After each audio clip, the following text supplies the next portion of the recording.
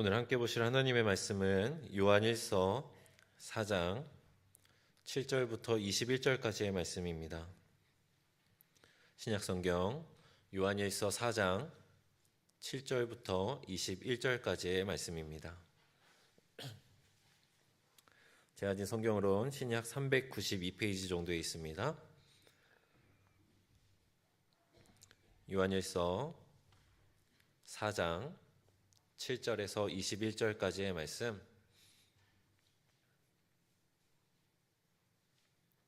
우리 다 찾으셨으면 한 절씩 교독하고 마지막 절은 함께 읽겠습니다.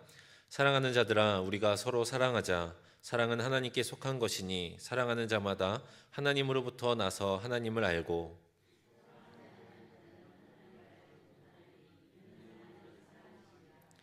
하나님의 사랑이 우리에게 이렇게 나타난 바 되었으니 하나님이 자기의 독생자를 세상에 보내심은 그로 말미암아 우리를 살리려 하심이라.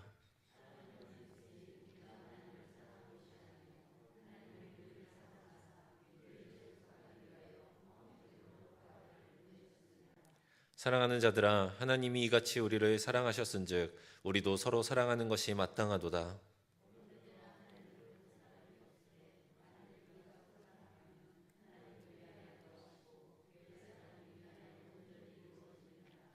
그의 성령을 우리에게 주심으로 우리가 그 안에 거하고 그가 우리 안에 거하시는 줄을 아느니라.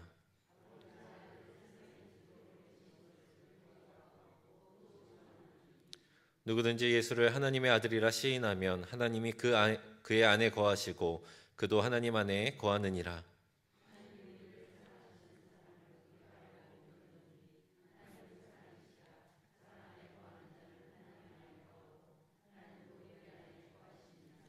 이로써 사랑이 우리에게 온전히 이루어진 것은 우리로 심판날에 담대함을 가지게 하려 함이니 주께서 그러하심과 같이 우리도 이 세상에서 그러하니라.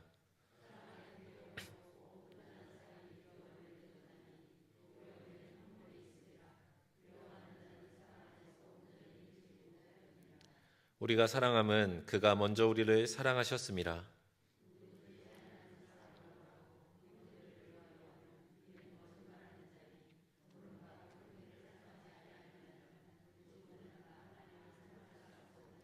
(21절) 말씀 함께 있습니다. 우리가 이 계명을 주께 받았나니 하나님을 사랑하는 자는 또한 그 형제를 사랑할지니라. 아멘. 할렐루야. 오늘도 하나님의 말씀을 통하여 거룩한 제자로 살아가기를 다짐하는 이 자리에 모인 모든 성도님들의 마음속에 하나님의 충만하신 사랑과 은혜가 가득하기를 주의 이름으로 간절히 축원합니다. 먼저 말씀을 나누기 전에 지금 예배당 안에도 냄새가 가득 차 있죠. 네, 그래서 이 휘발유 냄새가 있는데 엘리베이터 안에 이제 불이 번지지 못하게 방화 페인트를 발랐는데 그 냄새가 조금 심하게 나고 있습니다. 근데 이게 하루 내지 이틀 정도면 사라진다고 하니까 조금만 양해를 부탁을 드리겠습니다. 오늘 우리가 함께 읽은 이 본문의 말씀을 가지고 오늘 서로 하나님 하라라는 제목으로 여러분들과 함께 하나님의 말씀을 듣고 은혜를 나누기를 원합니다. 혹시 여러분들은 운명이라고 하는 것을 믿으십니까? 운명이 무엇일까요? 필연적으로 그렇게 될 수밖에 없는, 이미 정해져서 우리의 힘으로는 바꿀 수 없는 것을 우리가 흔히 운명이라고 하지 않습니까? 이 운명의 사전적 의미를 찾아봐도 인간을 포함한 모든 것을 지배하는 초인간적인 힘과 그것에 의하여 이미 정해져 있는 목숨이나 처지라는 뜻을 가지고 있다고 합니다. 그러면 다른 질문을 한번 드려보겠습니다. 여러분은 지금 옆에 계시거나 혹은 집에 있는 우리 남편, 우리 아내가 내 운명이다 라고 생각하는 분 혹시 계시면 손을 한번 들어보실까요? 네, 그렇군요. 네, 가정의 평화를 위해서 여기까지만 하도록 하겠습니다. 저는 어려서부터 꾀가 참 많았습니다. 그래서 어머니와 함께 이제 마트에 장을 보러 가면 이렇게 어린 나이에 사고 싶은 물건이 눈에 보이지 않습니까? 그러면 어머니께 이렇게 말을 했습니다. 어머니, 자꾸 어디선가 이상한 소리가 들립니다.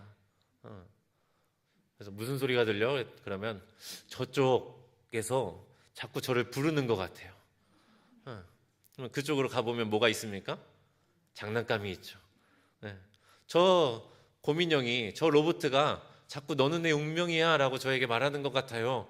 제가 이렇게 어머니께 이야기를 합니다. 그 말을 들은 어머니께서 장난감을 사주셨겠죠? 네, 사주시지 않으셨습니다. 네, 뒤진장 혼나기만 하고, 네, 어머니께서는 어디 예수 믿는 사람이 운명을 타령하냐면서 저를 혼내셨습니다. 그래서 저는 교회 다니는 사람은, 예수 믿는 사람은 이 운명이라고 하는 것을 믿어서는 안 되는구나 라고 생각을 했었어요. 그런데 여러분, 예수님을 믿는 사람들에게도 운명이라고 하는 것이 있습니다. 과연 어떤 운명일까요? 오늘 이 시간 우리가 함께 읽은 이 요한일서의 말씀을 가지고 우리 그리스도인들이 어떠한 운명을 가지고 살아가고 있으며 그 운명이 우리의 삶에 어떻게 이루어지는지 함께 나누어 보려고 합니다. 오늘은 특별히 먼저 말씀의 결론을 말씀드리자면, 우리는 서로가 서로를 사랑할 수밖에 없는 운명을 가지고 태어난 사람들입니다. 앞서 말했던 이 운명의 사전적 의미를 대입해 보면 우리는 서로가 서로를 사랑하도록 이미 정해져 있는 처지다라고 말할 수 있는 것이죠.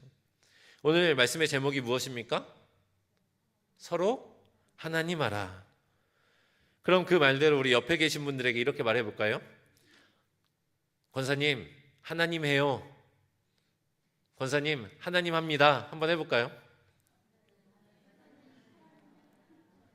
목사님 이게 도대체 무슨 말을 하시는 건지, 뭐 이상한 걸 자꾸 시키시고 그러나 싶으실 텐데, 여러분, 이 말의 진짜 뜻이 무엇일까요? 사랑하라죠. 권사님 사랑합니다. 권사님 사랑해요 라고 말을 해야 됩니다. 근데 제가 오늘 말씀을 서로 사랑하다 라고 이야기를 딱 주보에다 올리면, 목사님 또 오늘 서로 사랑하라고 말씀하시는구나 하고 다음 주면 까먹으실까봐 조금 더 기억에 남으시라고 서로 하나님 하라라고 정했습니다. 그렇다면 왜 하나님과 사랑이 같은 의미를 가진 동의어로 쓰일까요? 오늘 말씀 7절의 말씀을 보면 요한은 사랑은 하나님께 속한 것이다 라고 말하고 있습니다. 여러분, 속했다는 게 무슨 말입니까? 하나님 안에 사랑이 들어있다라는 말이죠. 만두에 고기를 넣고 만두를 싸면 무슨 만두인가요? 고기 만두죠. 만두에 김치를 넣으면 무슨 만두예요? 김치 만두죠. 하나님 안에 사랑이 속해 있으면 하나님은 무엇입니까? 사랑이십니다. 그렇기 때문에 우리는 하나님을 사랑이다 라고 말할 수가 있는 것입니다. 이스라엘에 탈무드라고 하는 책이 있는데 그곳에 보면 숨길 수 없는 세 가지가 있다고 합니다. 첫 번째는 가난이고, 두 번째는 기침입니다. 그리고 마지막 세 번째가 사랑입니다. 그렇습니다. 사랑은 기침과 같이 우리가 숨기려고 해도, 참으려고 해도 결코 참아지지 않고 숨길 수가 없는 것이 바로 사랑이라는 것이죠. 여러분들도 아까는 제가 내 남편이, 우리 아내가 내 운명의 상대다 라고 생각하신 분 손을 들어보세요 라고 했을 때 마음속으로 손을 드셨지만 많은 분들이 손을 들지 않았던 것처럼, 우리가 그렇게 생각은 하지만 사실 우리가 처음 연애할 때, 처음 사랑을 나눌 때 어떠셨습니까? 틈만 나면 전화기를 붙들고 통화를 하고 사랑을 고백하고 잠깐이라도 그 얼굴을 보기 위해서 먼 거리, 오랜 시간을 달려가서 얼굴을 보고 돌아오지 않으셨습니까? 이처럼 우리는 사랑이라고 하는 것을 숨기려고 해도 결코 숨길 수가 없는 것입니다. 이는 하나님의 사랑에도 마찬가지로 적용이 됩니다. 하나님의 사랑은 우리의 사랑보다 훨씬 크고 위대하시기 때문에 결코 숨기지 못하며 분명하고 뚜렷하게 성경을 통해 그리고 우리에게 나타내지고 있습니다. 오늘의 말씀 9절의 말씀입니다. 우리 9절의 말씀 우리 함께 읽어볼까요? 하나님의 사랑이 우리에게 이렇게 나타난 바 되었으니 하나님이 자기의 독생자를 세상에 보내심은 그로 말미암아 우리를 살리려 하심이라. 아멘. 하나님의 사랑이 우리에게 나타난 바 되었다라고 말씀하시는데 어떻게 나타났습니까? 하나님이 자기의 독생자를 세상에 보내심으로 하나님의 사랑이 우리에게 나타났다라고 말합니다. 그의 독생자 예수 그리스도를 세상에 보내시고 그분의 죽음으로 말미암아 죄인으로서 죽을 수밖에 없던 우리에게 영생을 허락하신 그 구원의 사건, 그 복음으로 말미암아 하나님의 사랑이 감추어지지 않고 숨겨지지 않고 우리에게 드러난 바 되었다는 것입니다. 이 사건은 우리가 너무나도 잘 알고 있는 사건입니다. 저와 여러분들은 이미 그 사랑을 느꼈고 그 사실을 믿기 때문에 지금 이 자리에 나와서 하나님께 예배하고 있는 것이지 않겠습니까? 그리고 이어서 본문 10절에서 요한은 한 번 더 이야기를 합니다. 하나님이 우리를 사랑하사 우리 죄를 속하기 위하여 화목 제물로 그 아들을 보내셨습니다. 우리의 죄를 속량하기 위해서, 우리의 죄를 용서해 주시기 위해서 하나뿐이신 독생자 예수 그리스도를 이 땅에 보내시고 십자가 위에서 죄의 대속 제물로서 우리를 위해 허락하셨다는 것입니다. 도대체 하나님께서는 왜 그러셨을까요? 왜 우리에게, 자격 없는 우리에게, 용서받을 수 없는 죄인이었던 우리에게 독생자 예수님을 보내주셨을까요? 그것은 하나님께서 우리를 사랑하셨기 때문입니다. 다른 이유는 없습니다.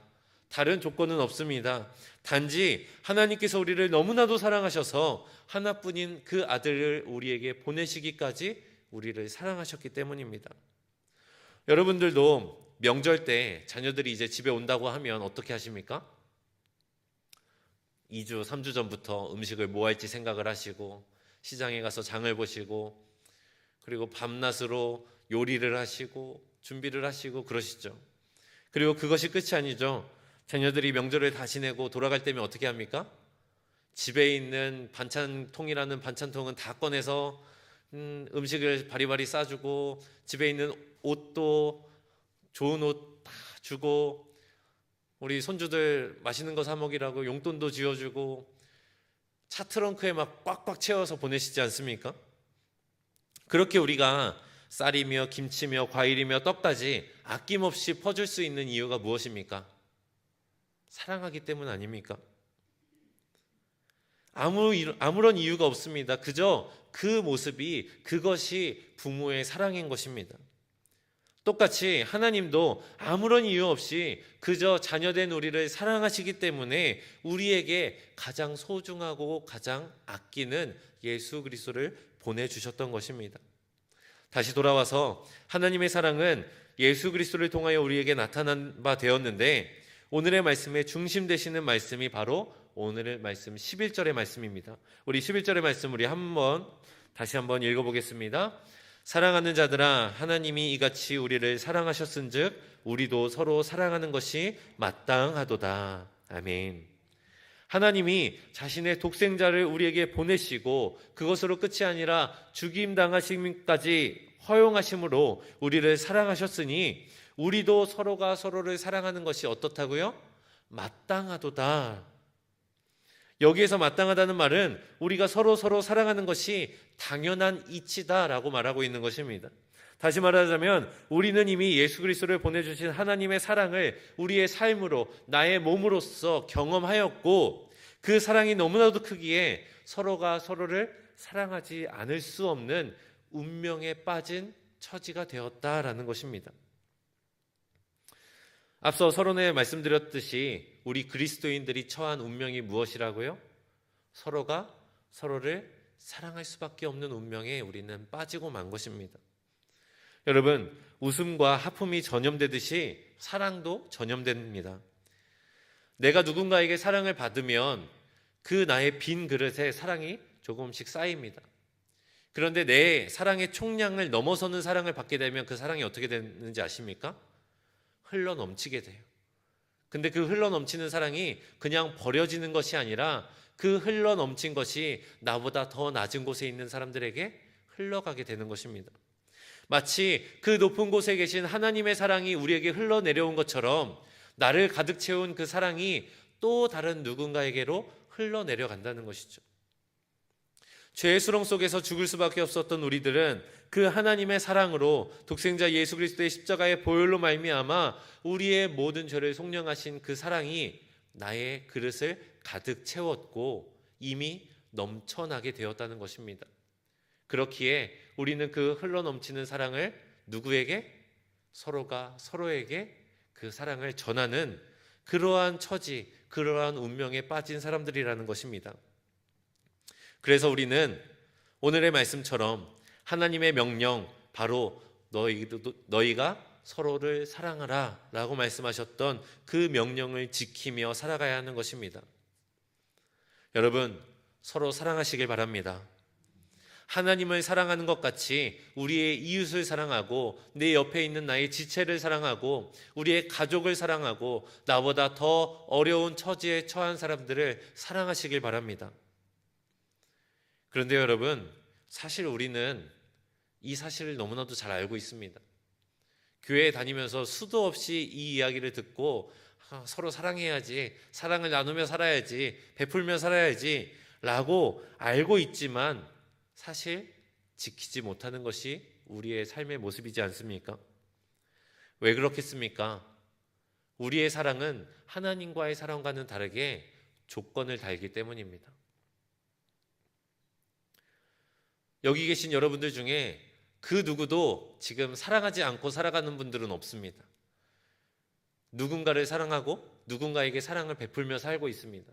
그런데 우리의 사랑이 하나님의 사랑과 다른 점은 우리는 사랑의 조건이 있어서 내가 사랑하고 싶은 사람에게만 사랑한다는 것이죠.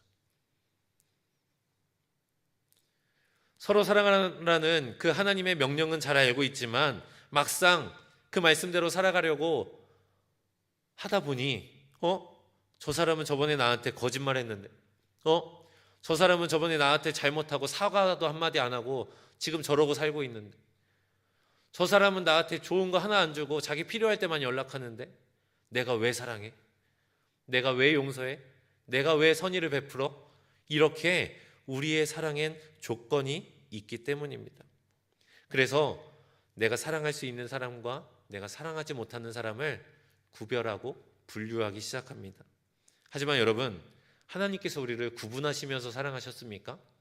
하나님께서 우리를 분류하셔서 누군가는 사랑하시고 누군가는 미워하셨습니까? 그렇지 않죠.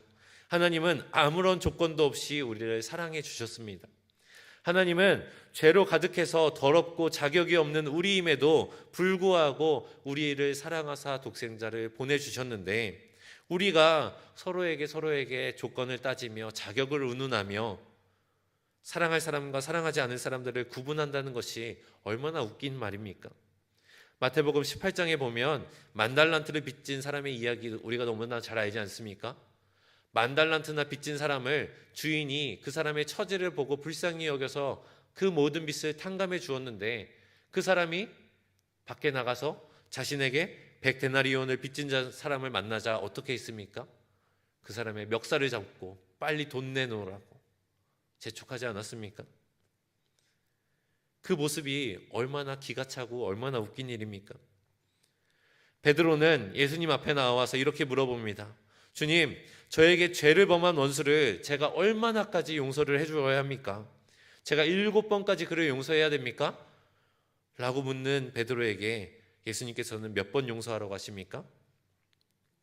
내게 이르노니 7번뿐만 아니라 7번을 70번까지도 할지니라. 그냥 이웃도 아니라 나에게 죄를 범한, 나에게 악을 행한 그 원수조차도 7번씩 70번을 용서하라고 말씀하십니다. 이 말이 무슨 말입니까? 조건 없이 그냥 무조건 용서하라는 겁니다. 여러분, 사랑 중에 가장 큰 사랑은 용서입니다. 우리의 자녀를 사랑하는 거 너무 쉽죠.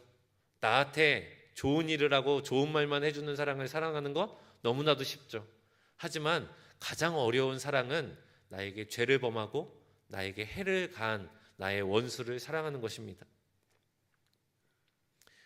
왜냐하면 하나님께서는 죄로 인하여 원수된 우리를 사랑하여 주셨기 때문에 그 크신 하나님의 사랑이 가장 위대한 사랑이라고 말할 수 있는 것입니다. 다시 한번 말씀드립니다. 여러분, 서로 사랑하십시오. 그리고 원수까지도 사랑하십시오. 그것이 우리가 하나님으로부터 받은 사랑을 조금이라도 닮아가고 조금이라도 흘려보내는 방법입니다. 자, 그렇다면 이제 우리가 어떻게 해야 서로 사랑할 수 있는지, 어떻게 해야 조건을 따지지 않고 우리의 원수마저도 용서하는 사랑을 베풀 수 있는지 우리가 그 말씀을 함께 나누고자 합니다. 본문 12절과 13절의 말씀을 보면 만일 우리가 서로 사랑하면 하나님이 성령을 우리에게 주셔서 우리가 성령 안에 거하고 성령은 우리 안에 거하시며 그의 사랑이 온전하게 이루어진다라고 말씀하고 있습니다. 요한복음 14장의 말씀을 보면 예수님께서 부활 승천하시면서 내가 아버지에게 구하겠으니 너희에게 또 다른 보혜사를 보내주겠다라고 우리에게 말씀을 하셨죠. 그 약속, 성령, 보혜사 성령이 우리 안에 주어지는 조건이 무엇입니까? 우리가 서로 사랑하면 하나님께서 우리 안에 성령을 보내주신다고 오늘 13절 말씀에 말씀하고 계십니다.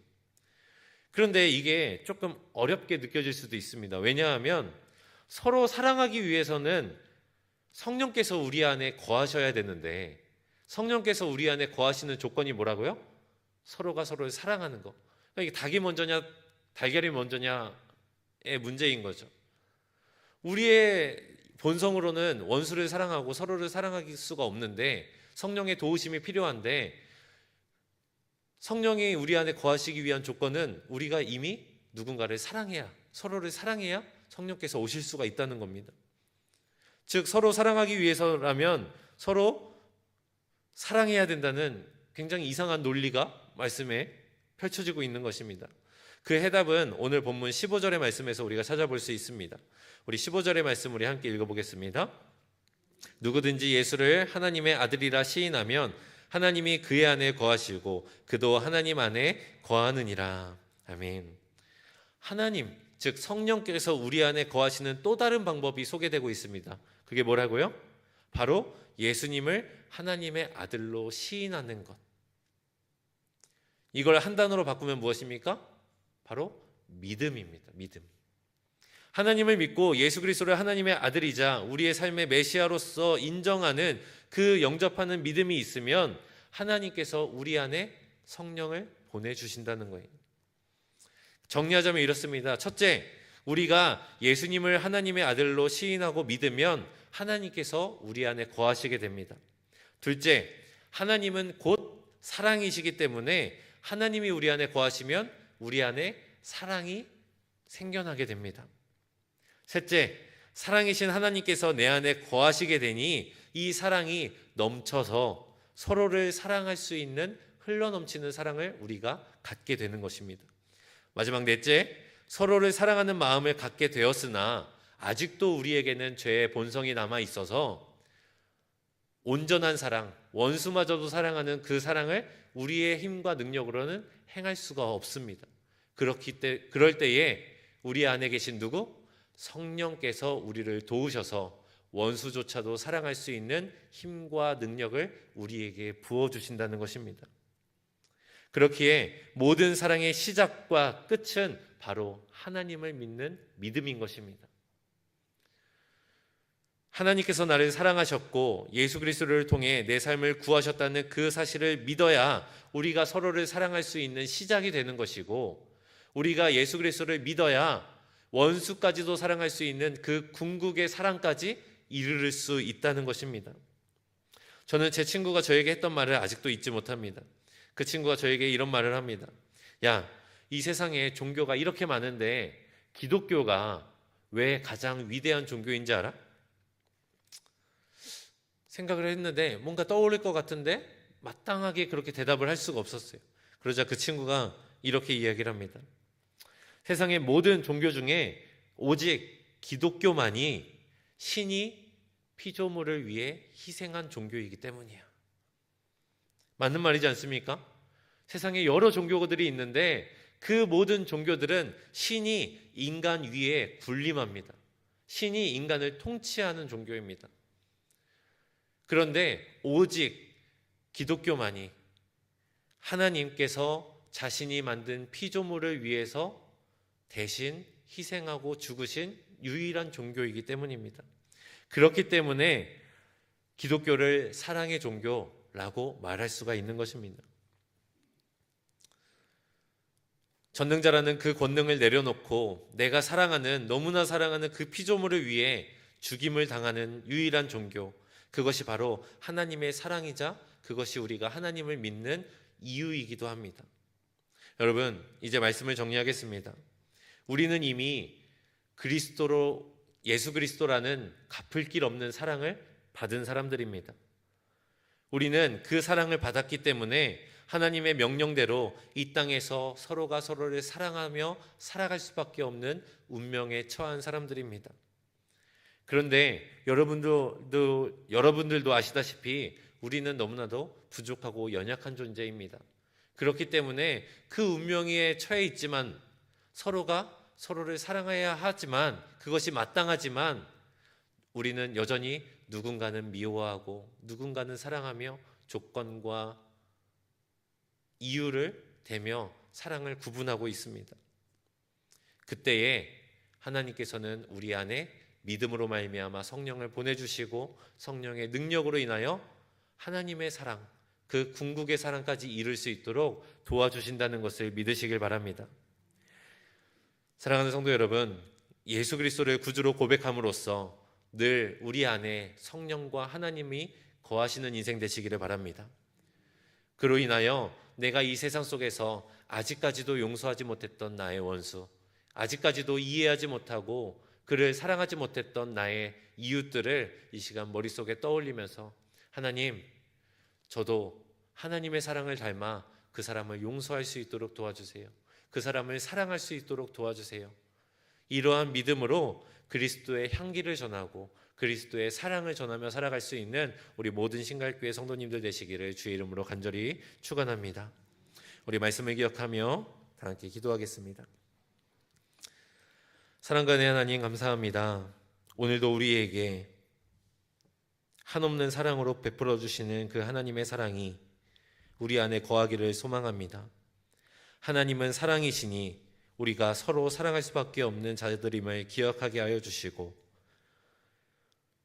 지금 내 옆에 있는 지체를 위하여, 더 나아가서는 나에게 악을 행하였던 그 원수조차도 용서하고 사랑할 수 있는 그 하나님의 사랑을 우리도 베풀며 살아갈 수 있는 자들 되게 하여 주시옵소서. 그리하기 위하여 가장 먼저 예수 그리스도를 믿는 믿음을 시인하게 하시고, 그 믿음으로 말미암아 우리의 더러운 죄악 가운데에 우리를 건져내어 주시는 하나님을 나의 삶 속에, 나의 마음 속에, 나의 영혼 속에 거하게 할 수 있는 저희 모두가 될 수 있도록 인도하여 주시옵소서. 그리하여서 우리가 하나님으로부터 받은 그 놀랍고도 크신 은혜를 우리의 이웃들에게 흘려내려 보낼 수 있는 믿음의 사람들 될 수 있도록 주님께서 인도하여 주시옵소서. 오늘의 말씀의 제목과 같이 서로 사랑하라, 이 하나님의 명령을 지키며 행하며 살아갈 수 있는 우리 모든 신갈교회 성도들 될 수 있도록 주님께서 인도하여 주시옵소서. 이 모든 말씀 우리 주 예수 그리스도의 이름으로 간절히